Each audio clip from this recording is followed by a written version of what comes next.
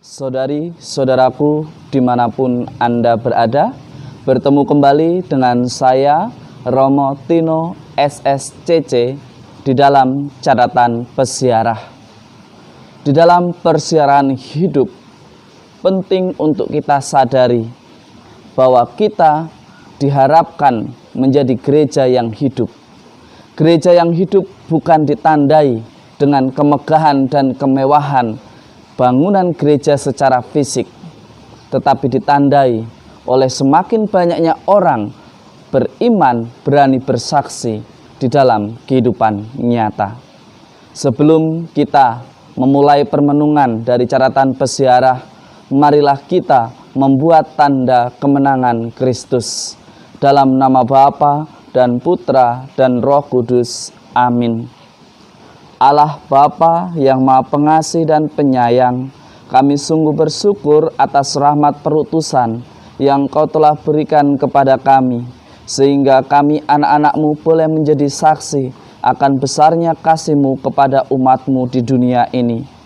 Tuhan, bantulah kami di dalam persiaran hidup kami, agar kami selalu mewartakan kasih-Mu dan bukan amarah. Tuhan, kiranya Engkau tetap menjadikan kami teladan bagi orang beriman untuk tetap memuliakan Engkau dengan menghargai sesama kami. Demi Kristus pengantara kami. Amin. Saudari-saudaraku yang terkasih di dalam Yesus Kristus, sekali lagi saya ucapkan selamat pagi dan selamat hari Minggu. Di dalam hidup menggereja, kehidupannya bukanlah ditandai dengan semakin banyaknya masyarakat atau orang-orang yang semakin melaksanakan apa yang menjadi tuntutan-tuntutan Allah di dalam hidup kita. Karena gereja bukanlah kumpulan orang-orang yang patuh saja dengan aturan ataupun dengan apa yang menjadi perintah Tuhan di dalam hidup menggereja. Tetapi gereja yang hidup jelas dikatakan dengan tegas, ditandai oleh kesaksian dari orang-orang beriman di dalamnya. Bukan karena orang-orangnya yang taat beribadah, bukan orang-orang yang seolah-olah menunjukkan bahwa dirinya beriman, tidak takut dengan pandemi COVID-19 dan bahaya dari demam berdarah. Kita diajak untuk berani bersaksi. Sebagai orang beriman, kita mesti menunjukkan teladan yang tepat, benar, dan menyelamatkan. Bukan justru menantang orang, membahayakan nyawanya, dan akhirnya membinasakan orang-orang yang kita cintai hanya karena kecerobohan kita.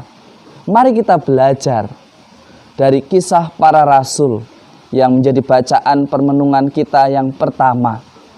Bagaimana mereka memilih 7 orang cakap untuk membantu di dalam pewartaan dan memberikan kesaksian. Di dalam memilih orang-orang itu, mereka menyertakannya di dalam doa dan membiarkan dirinya dibimbing oleh Roh Kudus. Sesuatu yang sangat langka bagi kita saat ini.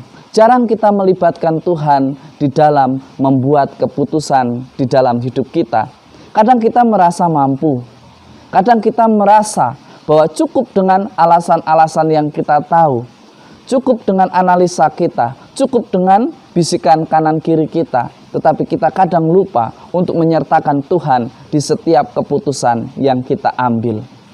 Di dalam surat pertama, Rasul Petrus, kita pun juga diajak untuk datang kepada Tuhan kita Yesus.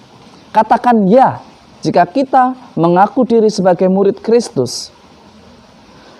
Kita diberikan tugas perutusan, yakni menjadi batu yang hidup, bangunan rohani yang dipersatukan oleh Kristus. Artinya bagaimana kalau kita saat ini karena pandemi COVID-19 kita tidak bisa berkumpul bersama gereja sebagai jemaat yang utuh di dalam gereja berminggu seperti biasa. Mari kita jadikan gereja yang hidup di rumah kita. Mari kita laksanakan tugas perutusan kita dengan menjadi saksi akan bahagianya menjadi keluarga kudus Nazaret. menjadi keluarga kudus yang tetap menghidupi hidup doa, membawa Tuhan dan menghadirkan Tuhan di rumah kita. Tugas telah menanti, yakni mengabdikan seluruh hidup kita kepada Tuhan dengan mewartakan kasih-Nya kepada segenap makhluk, dan dimulai dari keluarga kita. Tidak usah berpikir jauh-jauh, mari kita mulai dari keluarga kita. Mengampuni, memaafkan, mencintai, belajar terbuka yang tadinya tertutup. Ini adalah momen untuk belajar berbicara apa adanya.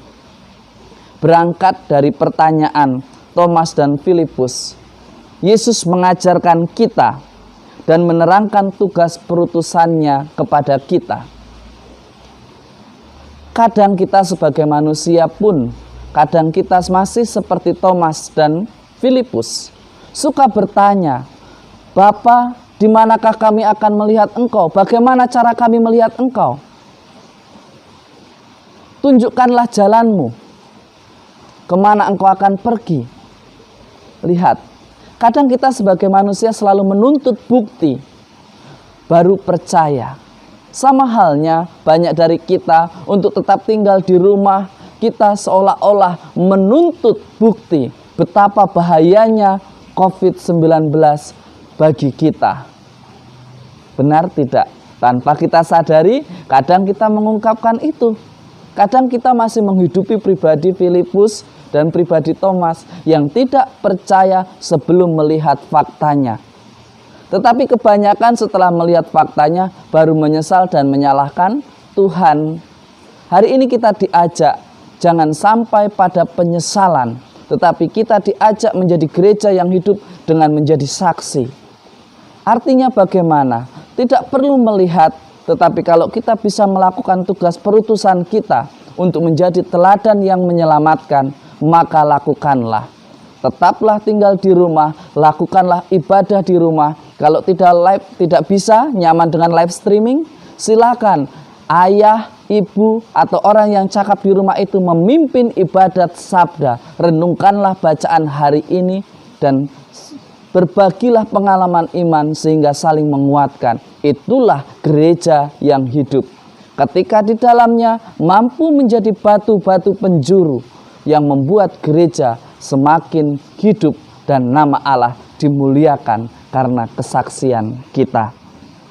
Semoga kita tidak tersandung oleh pertanyaan-pertanyaan kita sehingga menutup hati kita untuk melihat kemuliaan yang begitu besar, kebaikan yang kita rasakan terus-menerus dari hari ke hari silih berganti. Tuhan tetap setia.